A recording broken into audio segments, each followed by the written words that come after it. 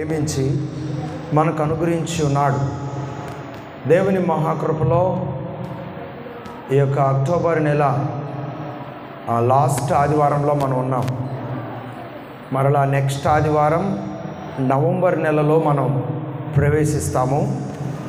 అలాగే మొదటి ఆదివారము ప్రత్యేకమైన దేవుని పాత్రలో పాల్గొనే భాగ్యాన్ని కూడా మనం కలిగి ఉండే అవకాశాన్ని దేవుడు ఇవ్వబోతున్నాడు.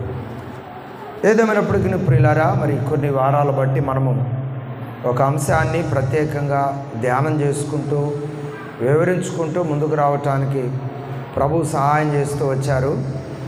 అందరు బట్టి దేవునికే మహిమ కలుగునుగాక. చూడండి, మరి ఒక పావురము, ఆ పావురములో ఉన్నటువంటి కొన్ని విలువైన సంగతులు మనం నేర్చుకోవటానికి ప్రభు సహాయం చేస్తూ వచ్చారు. ఈరోజు లాస్ట్గా ఒక సందర్భాన్ని జ్ఞాపకం చేసి ఈ సబ్జెక్ట్ క్రమాన్ని ముగించాలని ఆశపడుతూ ఉన్నాను.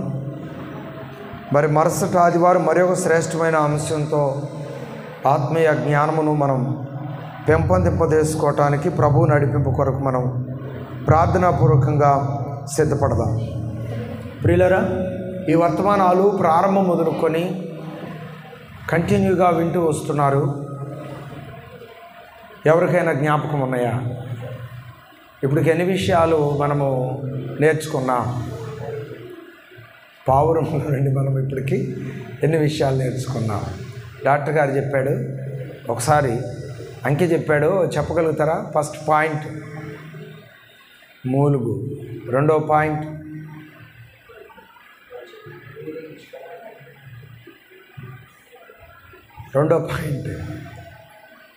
మూడో పాయింట్.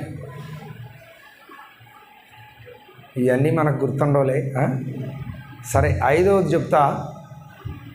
తర్వాత మరి ఏమేమి నేను చెప్పానో తర్వాత నాకు చెప్పండి. ఈరోజు నేను మీకు లాస్ట్ ఆ అంశం చెప్తున్నా. మరి మీకు జ్ఞాపకం ఉంటాయి అనుకున్నా, అందుకే నేను మొట్టమొదటిలోనే చెప్పిన. పేపర్ తీసుకొని పెన్ను తీసుకొని చెప్పే విషయాలు ఎప్పటికప్పుడు రాసుకుంటే టకటకమని వాళ్ళకేమో స్కూల్లో మాస్టర్లు కొడతారని రాసుకుంటారు. మరి ఎక్కడ కొడతారు? అందుకని వాళ్ళు రాసుకోరు. స్టైల్ చూడండి, అసలు స్టైల్ చూడు.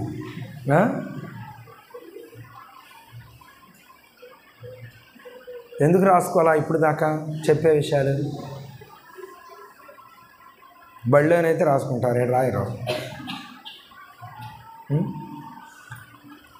సరే, ఇదన్నా రాసుకొని కొంచెం మెలకలుగా ఉంటాయి. కొత్త నిబంధన, పాత నిబంధన ఇంక్లూడ్మెంట్లో వస్తుంటాయి రిఫరెన్స్. పెన్నులు ఉన్నాయా? మరి ఎప్పటి నుంచో నేను మొత్తుకుంటున్నా, అమ్మ అది తీసేసి మొట్టమొదటి నుంచి పెట్టి, ఇంకా పాస్టర్ గారు అది ఆపు.